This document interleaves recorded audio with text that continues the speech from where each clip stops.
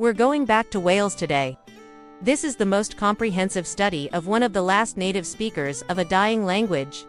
And it contains some extraordinary audio recordings. These are his very last lullabies. Growing up in the north of England in the 1960s and 70s, I was lucky enough to spend a lot of time with my grandparents, who lived in a small village in the valleys of South Wales. My grandfather used to take me out in the evenings after tea, when it started to get dark, and we would walk around the village playing this game. We would find an empty house, and then we would knock the door and run away before anybody could answer. It became quite intense. We were both really competitive and we had a great time. And then we would sneak back to my grandmother's house before my parents came to collect me, and we would drink hot chocolate and eat biscuits, whilst telling each other spooky stories about ghosts and witches and things that went bump in the night. In the evenings, during the week, my grandmother would be busy. She had us 6 nights a week. So my grandfather would put me on the bus from school on Monday mornings, and he would unsee me again until Friday afternoon.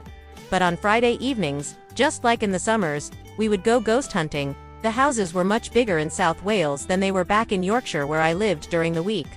And the eaves of the roofs stretched way out over the pavements.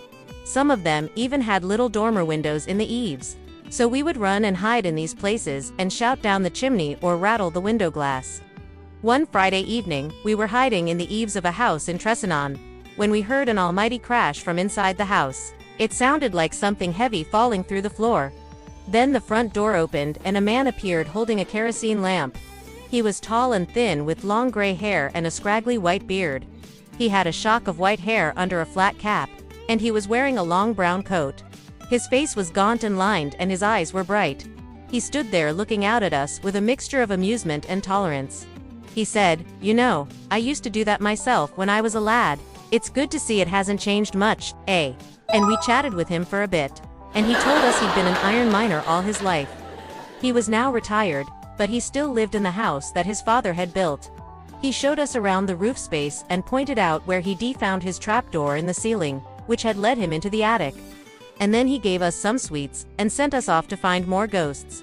For many years afterwards, I would remember that man with his long hair and beard and his twinkling eyes, and I would wonder what had become of him. Well, as it turns out, he died not long after I recorded this interview with his granddaughter. Her name is Bethsin. She was born in the village of Tresanon in the Cynon Valley in 1939, and her childhood was spent there during the Second World War. So what has all this got to do with language? Well, when I asked Beth to record her grandfather's voice so I could include it on the podcast, she was unsure if he'd agree. You see, her grandfather, like many men of his generation, didn't speak Welsh. He'd been to grammar school in Cardiff, and he was very aware of the social stigma attached to speaking Welsh. In fact, when he married Beth's grandmother, he made a pact with her that their children would only speak English. That was because he felt that if they spoke Welsh, they would be outsiders looking into English-speaking society. However, when I contacted him, he was delighted to be able to help with the project, and I think he enjoyed the opportunity to revisit his childhood. When he was growing up, he too had played the ghost game, and it was clear to me when I interviewed him that his memories of his childhood and his mother tongue were very positive. He told me how he and his friends had often wandered off down the mountain tracks to explore the old ruined mine workings and the abandoned industrial sites. They would climb onto the slag heaps and jump between the wagons on the narrow-gauge railway tracks. They would play stickle, stone and rope games and compete against each other to see who could throw a stone the furthest. And always, they would speak Welsh. As boys, they would go and fish in the River Taff and the nearby reservoirs. Sometimes they would catch eels, and then they would hold an eel wrestling competition to see who could hold the wriggling, slippery creature in the longest. It was during those times by the rivers and the reservoirs that he learned his lullabies. The songs and rhymes that his mother had sung to him when he was a baby came flooding back to him. Unfortunately, the day that I traveled to Wales to record him was the day that Hurricane Eileen struck. There was a huge storm and the power cut out. So I ended up recording him on my little portable recorder. I did my best to compensate for the lack of proper recording facilities, but the wind and the rain actually added atmosphere to the final piece. I included it on the podcast episode called Echoes of a Dying Tongue, and it was the first ever solo episode of the series. It's the story of the last native speaker of a forgotten language. When I worked on the piece, I thought it was important to include some of the Welsh songs that were central to the story. After it went out, I was surprised by the reaction to the piece. I received emails from people saying how moving it was, how beautiful the songs were, and how they had cried listening to the final lullaby. The episode was later nominated for a prestigious award, which celebrates excellence in sound.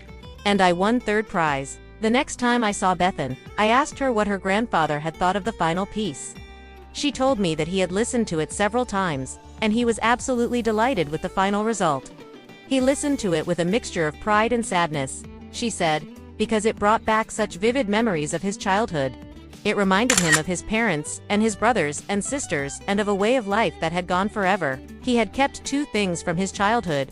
One was a large leather-bound book called Why Beard Daniel, which contained the collected poems and prose of one of his favorite poets, Dewey Emery's. He had bought the book when he was a teenager with his own money from a market trader who visited the village once a month. The second thing that he kept was a small tin whistle that had been given to him by his sister when he was a boy. He wasn't very good on it, he said, but he loved the sound it made. I returned to Wales a few weeks ago to visit Bethan and her family, and to conduct the very last interview with her grandfather. Sadly, he is in his final stages of dementia now, and he doesn't really remember who I am or anything about the previous interview. So this time, I brought his great-granddaughter along to meet him, and he was absolutely delighted to see another generation interested in the family history. I asked him if he would play me one of his favorite lullabies on the little tin whistle, but as I turned the recorder on, he looked at me, his eyes filled with confusion, and he shook his head. "No," he said. "I can't. I haven't done that for years." And then he burst into tears. "Now, I promised you a hook, so here's the solution. When I went to visit him again recently, I took this photo of the book of poetry that he loves. The title of the book is Why Beard Daniel, which translates as The Wandering Bards. But there's more to it than that. The author is Dewey Emery's, which happens to be the name of the main character in the novel that I'm writing. Coincidence? I hear you cry. Not a chance.